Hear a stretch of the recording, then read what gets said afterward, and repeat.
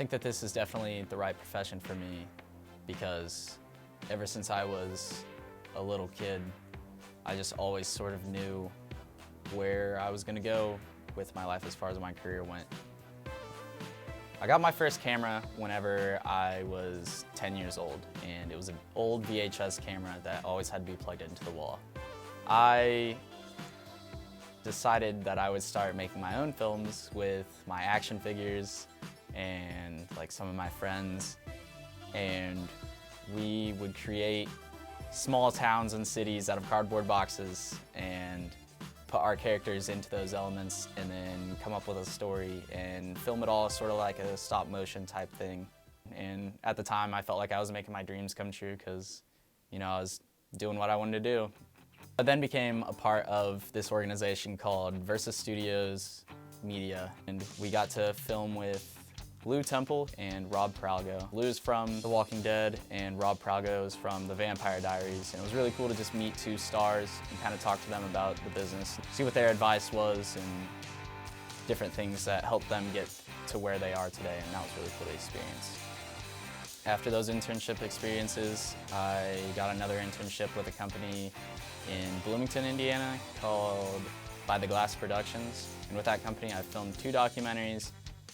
2 promos, been a part of a feature film, and have had the opportunity to film with a director of photography and a director from California who have worked on Capital One commercials and have 3 movies on Netflix. So again, that was sort of one of those moments that was kind of eye-opening and a nice moment to be able to get some more advice from someone who is way better at what I do to hopefully try to make me better at it sometime in the future. As far as last year goes, my projects really just included shooting for a web series called Hearing Voices. I was able to be a part of the 2nd season of the show and was acting as the director of photography, and that was a very cool experience for me because